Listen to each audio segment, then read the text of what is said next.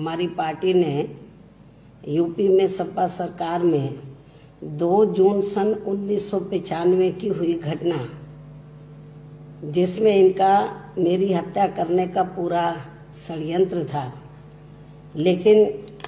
कमजोर व उपेक्षित वर्गों की कृपा से ये पार्टी उस समय अपने इस षड्यंत्र में कामयाब नहीं हो सकी। इसके साथ ही इन्होंने उस समय अपनी सरकार को बचाने के लिए बीएसपी के विधायकों के साथ की गई मारपीट व उनका किया गया अपहरण आदि, ये सब किसी से छिपा नहीं है। लेकिन फिर इनकी ऐसा करने से हुआ क्या बाद में, लेकिन फिर इनकी इस गुंडागर्दी से इनकी सरकार चली गई थी और बीएसपी की फिर सरकार बन गई थी। किंतु इसे कभी भी ना भुलाने वाली घटना को भी भुलाते हुए हमारी पार्टी ने देश में खासकर संकीर्ण ताकतों को कमजोर करने के लिए सपा के साथ गठबंधन करके ये लोकसभा का आम चुनाव लड़ा था, जिसमें इनके परिवार की आपसी लड़ाई की वजह से इनको इस चुनाव में इस बने गठबंधन का ज्यादा लाभ नहीं मिल सका। ये बात किसी से छिपी नहीं है। और फिर ये चुनाव खत्म होने के बाद इन्होंने मेरे कई बार टेलीफोन करने के बावजूद भी कोई जवाब लौटकर मुझे नहीं दिया। तब फिर हमें मजबूरी में इनसे अलग होकर चलने का फैसला लेना पड़ा। इसके साथ साथ आज यहाँ मैं इस बात को भी फिर से इसके साथ साथ आज यहाँ मैं इस बात का भी फिर से खुलासा कर देना चाहती हूँ कि जब इस बार सपा के साथ मिलकर लोकसभा चुनाव लड़ने का यहाँ उत्तर प्रदेश में हमारी पार्टी का इनके साथ गठबंधन हुआ, तो तब फिर हमारी पार्टी यहाँ पूरे जी जान से इस गठबंधन को जिताने में लग गई थी। लेकिन वही दूसरी तरफ सपा के मुखिया गठबंधन होने के पहले दिन से ही श्री एससी मिश्रा जी को अक्सर ये कहते रहे कि अब तो सपा व बसपा का गठबंधन हो गया है, तो ऐसे में अब बहन जी को 2 जून के मामले को भुला के इस केस को वापस ले लेना चाहिए। आप बहन जी से इस बारे में जरूर बात करें। तब फिर ये केस चुनाव के दौरान ही हमें वापस भी लेना पड़ा। लेकिन चुनाव का नतीजा आने के बाद जो इनका रवैया हमारी पार्टी ने देखा है, तो उससे हमें काफी कुछ यही लगा कि हमने चुनाव के दौरान 2 जून 1995 के केस को वापस लेकर बहुत बड़ी गलती की है। साथ ही इनके साथ ना ही कोई चुनावी गठबंधन आदि भी करना चाहिए था। ये भी हमने थोड़ा गलत फैसला ले लिया जल्दबाजी में। हालांकि इसको आप जल्दबाजी नहीं कह सकते, लेकिन थोड़ा हम डीपली यदि सोचते तो शायद हम ये डिसीजन नहीं लेते। लेकिन हमने ये सोचा कि ये 2 जून की घटना को हमने किनारे करते हुए तो हमने देश और जनहित में सांप्रदायिक ताकतों को या संकीर्ण ताकतों को कमजोर करने के लिए हमने यूपी में ये फैसला लिया। इसके बाद लेकिन इनका जो रवैया था, तो ये तो आपको मैंने बताया 2 जून 1995 वाले मामले को, तो उस समय भी इनका दलित विरोधी रवैया था। तो और चुनाव पे ध्यान देने की बजाय केस वापस लेने के लिए मिश्रा जी को कहते रहे कि बहन जी को बोलो केस वापस ले लें, लेकिन ये भी सब हो गया। इसके बाद इनका एक और दलित विरोधी चेहरा हमें कल राज्यसभा के पर्चों के जांच के दौरान भी देखने के लिए मिला है, जिसमें इनको सफलता नहीं मिलने पर खिसियानी बिल्ली खम्मा नोचे की तरह अब ये पार्टी जबरदस्ती बीएसपी पर बीजेपी के साथ सांठगांठ करके ये चुनाव लड़ने का गलत आरोप लगा रही है, जिसमें रत्ती भर भी सच्चाई नहीं है। जबकि इस मामले में सच्चाई तो ये है, जो आज मैं मीडिया के माध्यम से खासकर उत्तर प्रदेश की जनता को और पूरे देशवासियों को ये बताना चाहती हूँ कि जबकि इस मामले में सच्चाई तो ये है कि जब यहाँ उत्तर प्रदेश में राज्यसभा के लिए अधिसूचना जारी हुई, जिसके तहत सबसे पहले वह अकेले ही श्री राम गोपाल यादव ने सपा की ओर से अपना पर्चा दाखिल किया, तो तब फिर इसके बाद श्री मिश्रा जी ने मुझसे ये कहा कि बहन जी, सपा ने अपना केवल एक ही पर्चा दाखिल कराया है। ऐसा लगता है कि शायद ये अपना दूसरा उम्मीदवार खड़ा नहीं कर रहे हैं। ऐसे में फिर हमें अपना भी उम्मीदवार जरूर खड़ा कर देना चाहिए, वरना फिर कोई ना कोई बड़ा पूंजीपति हमारे भी विधायकों की खरीद फरोख्त करके ये चुनाव जीत जाएगा। और इस संबंध में यहाँ मैं ये भी बताना चाहती हूँ कि राज्यसभा के लिए अपना प्रत्याशी उतारने से पूर्व बहुजन समाज पार्टी के राष्ट्रीय महासचिव श्री सतीश चंद्र मिश्रा जी ने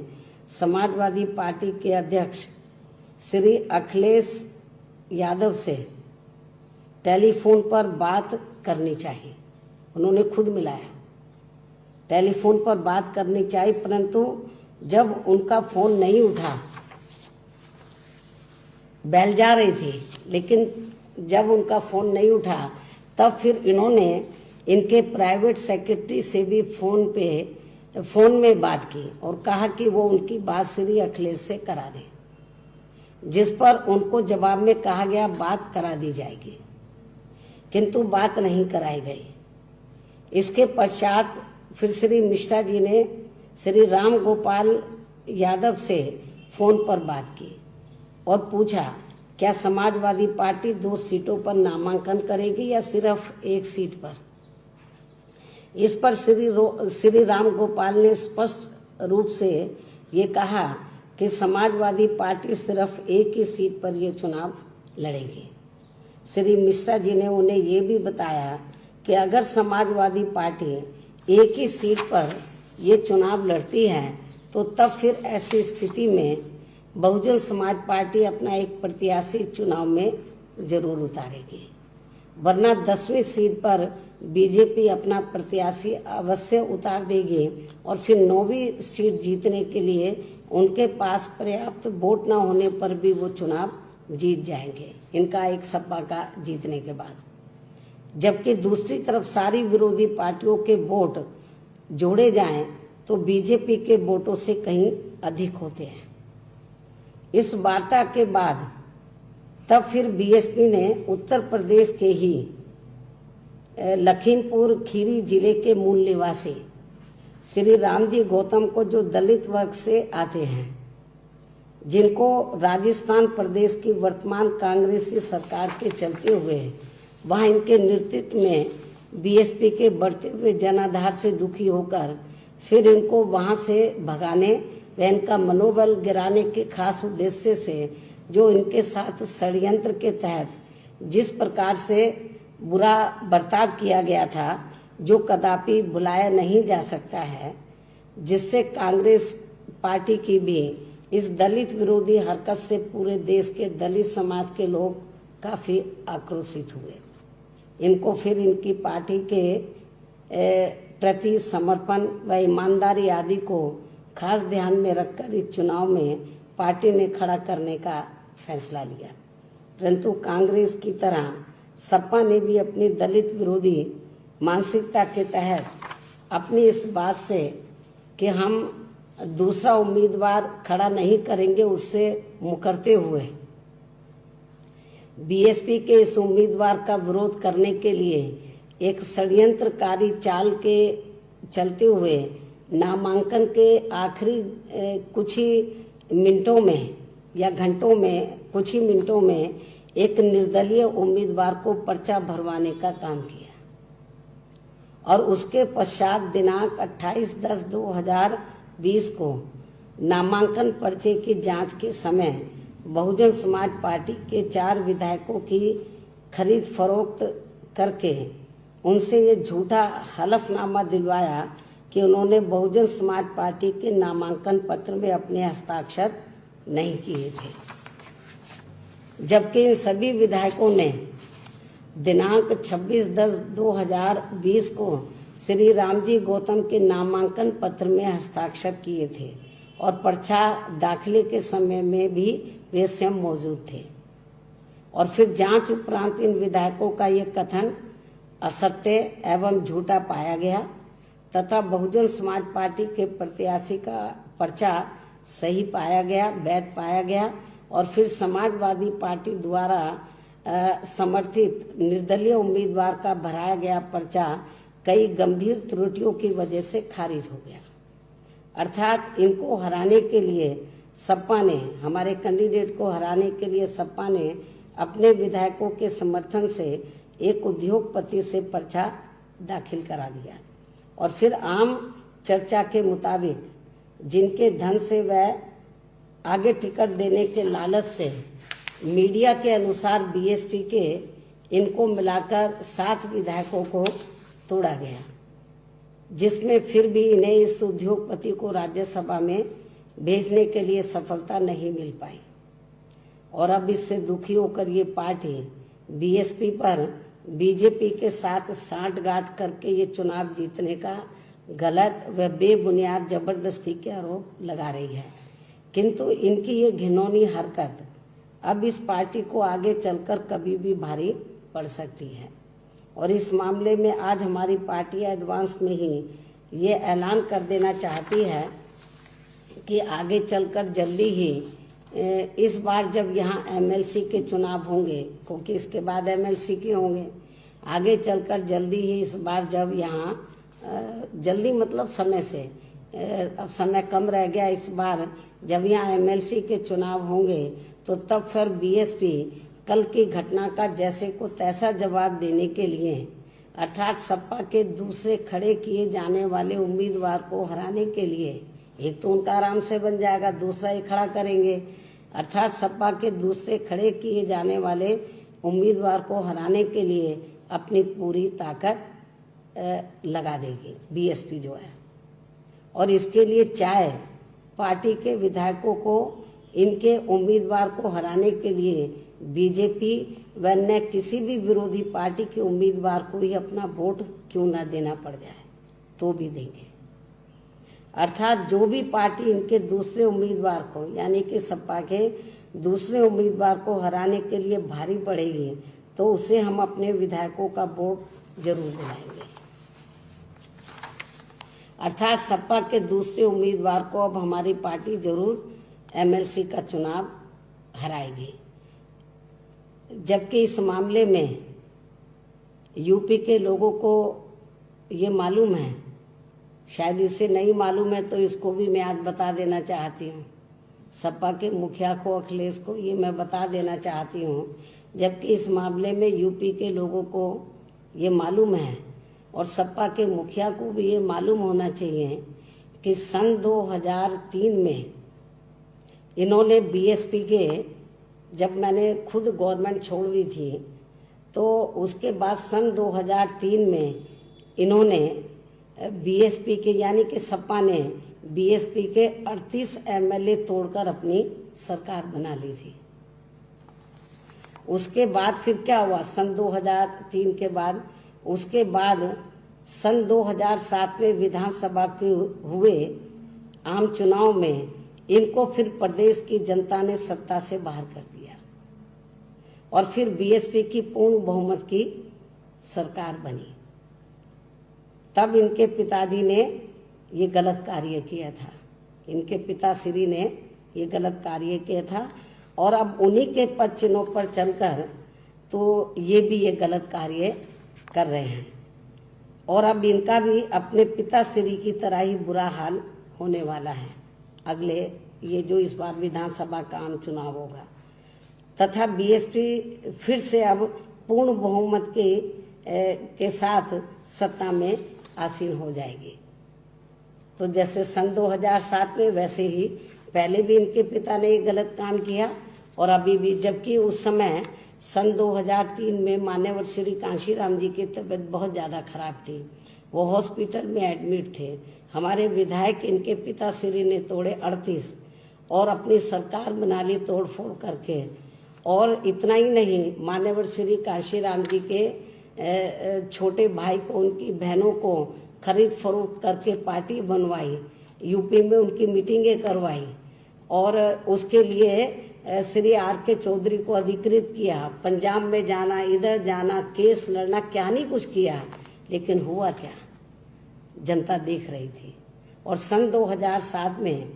तो फिर बीएसपी पूर्ण बहुमत के आधार पर सत्ता में आई और समाजवादी पार्टी सत्ता से बाहर हो गई और अब इनका भी यही हाल होने वाला है। इतना ही नहीं, बल्कि मीडिया के मुताबिक बीएसपी के जिन 7 विधायकों ने सपा द्वारा निर्दलीय के रूप में खड़े किए गए एक उद्योगपति को उनके धन व सपा के टिकट के लालच में आकर जिस अपनी मूल पार्टी बीएसपी से चुनकर गए थे उसके साथ विश्वासघात किया और अब उन्हें पार्टी विरोधी ऐसे जो जिन्होंने विश्वासघात किया, अब उन्हें पार्टी विरोधी गतिविधियों में लिप्त होने के कारण आज तत्काल प्रभाव से पार्टी से निलंबित कर दिया गया है, जिनके नाम चौधरी असलम अली, श्री हरगोविंद भार्गव, मोहम्मद मुस्तफ़ा सिद्दीकी, श्री हाकिम लाल बिंद, मोहम्मद असलम रायनी, श्रीमती सुषमा पटेल व श्रीमती वंदना सिंह है। इसके साथ साथ इनके बारे में पार्टी के सभी पदाधिकारियों को ये भी निर्देशित किया गया है, ये जो 7 विधायक हैं, तो इनके बारे में पार्टी के सभी पदाधिकारियों को, छोटे बड़े पदाधिकारियों को ये भी निर्देशित किया गया है कि आज से अब इन विधायकों को पार्टी के किसी भी कार्यक्रम में नहीं बुलाया जाएगा। साथ ही इन सभी को ये भी सूचित किया जाता है कि इनके दूसरी पार्टी में जाते ही इन सभी विधायकों के विरुद्ध दल बदल कानून के तहत इनकी सदस्यता इनके सूचित किया जाता है कि इनके दूसरी पार्टी में जाते ही इन सभी विधायकों के विरुद्ध दल बदल कानून के तहत इनकी सदस्यता खत्म करने की कार्रवाई तुरंत की जाएगी। और या अन्य और भी कोई कारण रहा जिसमें दल बदल कानून का ये उल्लंघन करते हैं, चाहे वो शामिल हो जाए या नहीं भी हो, दल बदल कानून का उल्लंघन करते हैं तो तब भी इनके खिलाफ इस कानून के तहत बीएसपी द्वारा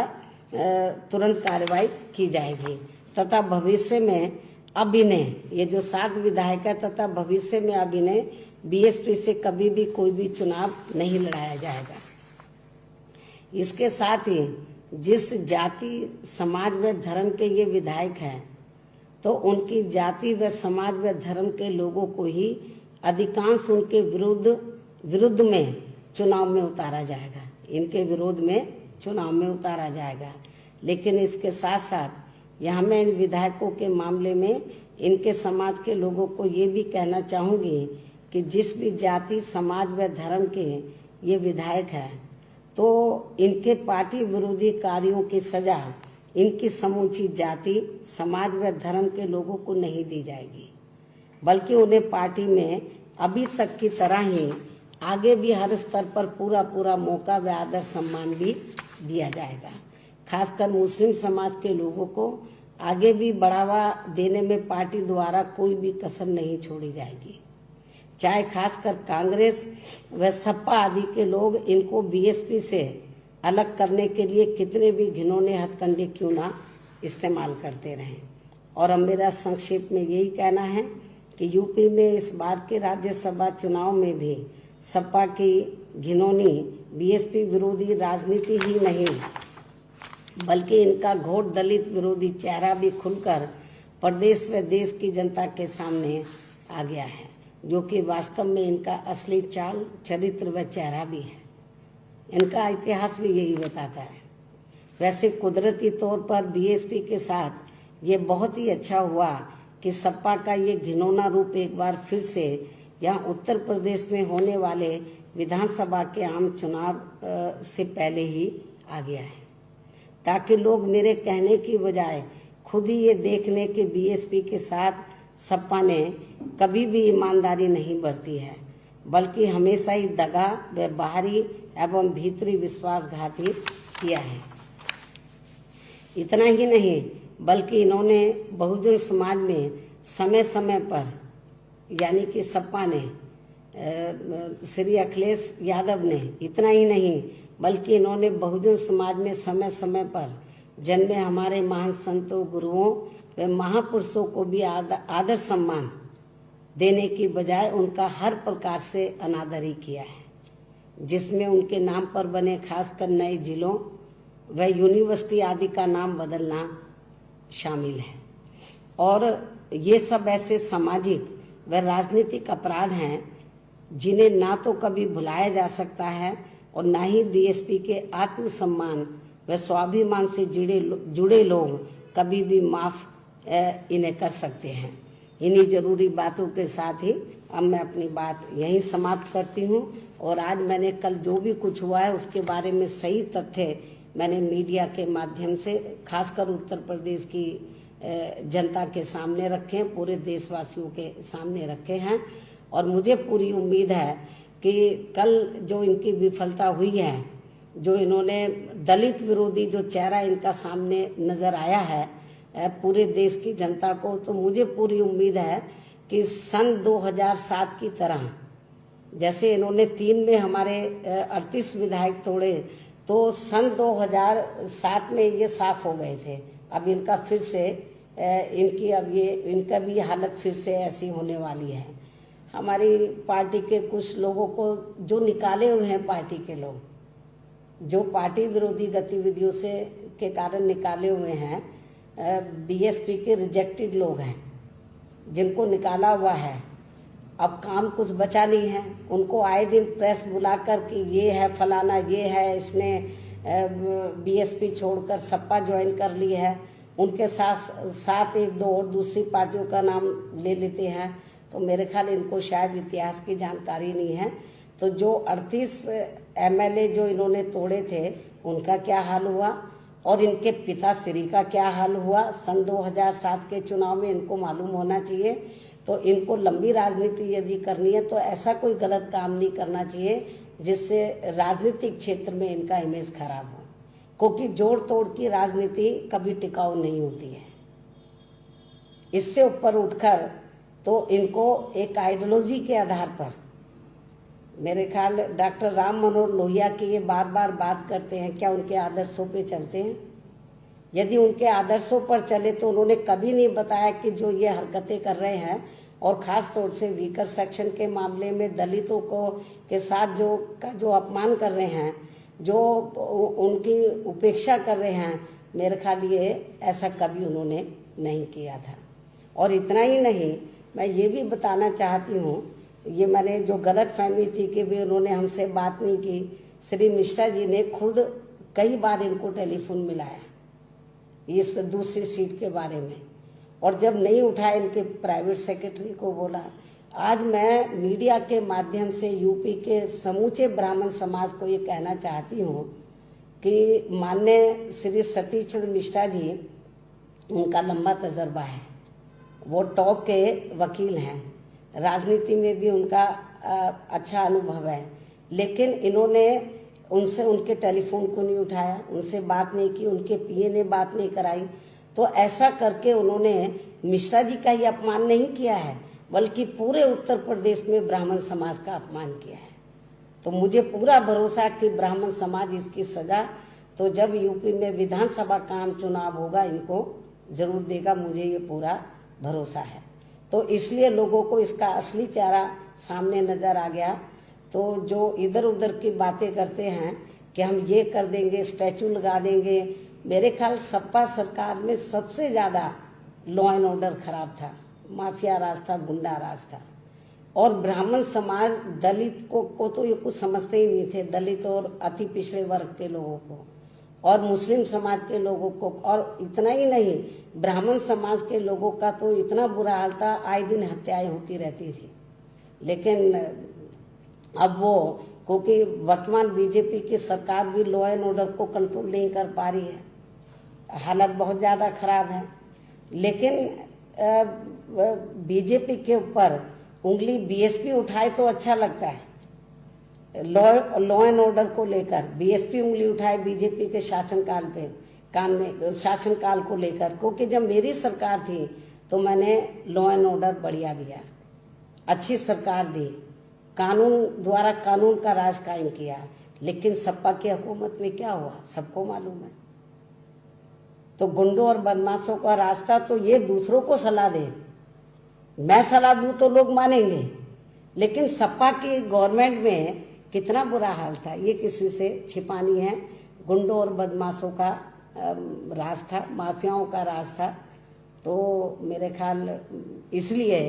तो ये बौखलाए हुए हैं सपा के लोग, और ये सोचने कि जोड़ तोड़ करके ये पावर में आ जाएंगे। तो ये इनको अपने पिताश्री से जरूर सीख लेना चाहिए। इस बात को मैं फिर से दोहराना चाहती हूँ।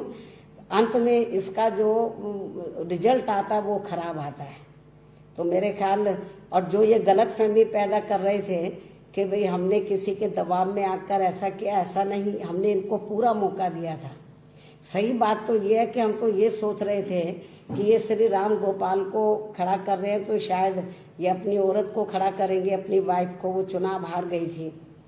मैंने मिश्रा जी को यही कहा कि देखो वो चुनाव हार गई थी, यदि वो अपनी औरत को लाते हैं दूसरा कैंडिडेट बनाकर तो फिर हमें अपना कैंडिडेट नहीं खड़ा करना चाहिए, उनको जिताना चाहिए। ये हमने फैसला ले लिया था। हमने पार्टी के अंदर हम लोग सोच रहे थे कि नहीं उनको जिताना चाहिए, तो लेकिन उन्होंने तो टेलीफोन ही नहीं उठाया। मिश्रा जी का नहीं, पूरे ब्राह्मण समाज का अपमान किया। और जब ये लोकसभा चुनाव का रिजल्ट आया, जब मैंने सोचा कि भी चलो जो भी कुछ रिजल्ट आ गया है तो हमें आगे बढ़ना चाहिए, हिम्मत और हौसले से, मायूस होकर घर नहीं बैठना चाहिए। मैंने इनको समझाया, फिर इनसे मैंने बातचीत भी की, मतलब बातचीत करने के लिए कई बार टेलीफोन मिलाया, लेकिन उन्होंने बातचीत नहीं की। ऐसे थोड़ी ना राजनीति चलती है। तो इसलिए मेरा यही कहना है कि ये जो गलत किस्म का प्रचार करके तो ये बीएसपी को कि ये छवि को खराब करना चाहे, मेरे ख्याल उत्तर प्रदेश की जनता इन सारी बातों को समझती है। तो जो कुछ भी कल घटनाक्रम हुआ है तो मेरे ख्याल सही तथ्य तो मैंने मीडिया के माध्यम से उत्तर प्रदेश की जनता, पूरे देश की जनता के सामने रखे हैं। मुझे पूरी उम्मीद है कि जनता बिल्कुल भी इनके जो ये गलत प्रचार कर रहे हैं इनके बहकावे में नहीं आएगी। इन्हीं जरूरी बातों के साथ ही मैं अपनी बात यही समाप्त करती हूँ। धन्यवाद। तो बड़ी खबर, बीएसपी सुप्रीमो मायावती ने यहां पर प्रेस कॉन्फ्रेंस की और बतलाया कि बागी विधायकों पर किस तरह से बड़ी कार्रवाई, निष्कासित कर दिया गया है, निलंबित कर दिया गया है सभी विधायकों को पार्टी से। तो 7 ही विधायक हैं जिनको निलंबित किया गया है और कहा कि पार्टी कार्यक्रम में इनको अब नहीं बुलाया जाएगा। तो ये कार्रवाई की गई है दल बदल कानून के तहत। इसके साथ ही समाजवादी पार्टी को जमकर घेरा है और कहा